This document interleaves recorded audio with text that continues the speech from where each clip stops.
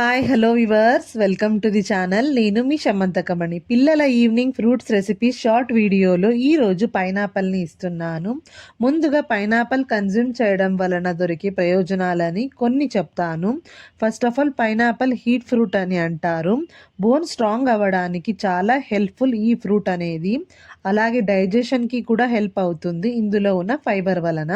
ఇంకో ముఖ్యమైన విషయం ఏమిటంటే ప్రెగ్నెన్సీ ఇనిషియల్ డేస్లో పైనాపిల్ అండ్ పపాయ ఫ్రూట్స్ని అవాయిడ్ చేయాలి.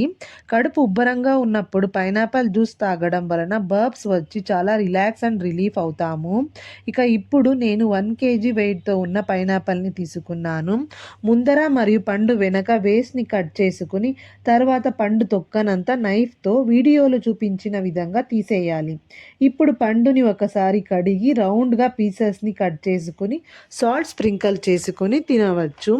లేదంటే రౌండ్గా కట్ చేసిన పైనాపిల్ పీసెస్ని నైఫ్తో చిన్న చిన్న ముక్కలుగా కట్ చేసుకుని ఒక బౌల్లోకి తీసుకుని సాల్ట్ స్ప్రింకల్ చేసి టూత్పిక్ లేదా ఫోక్తో ఈవినింగ్ స్నాక్స్ టైంలో కూడా ఫ్రూట్ సలాడ్లా తినవచ్చు.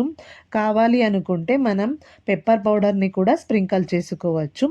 ఇప్పుడు పైనాపిల్ జ్యూస్ కోసం చిన్న చిన్నగా కట్ చేసుకున్న పైనాపిల్ పీసెస్ని జ్యూసర్ జార్లోకి తీసుకుని 2 గ్లాసుల నీళ్లు 2 స్పూన్ల చక్కెర వేసి బాగా బ్లెండ్ చేసుకోవాలి.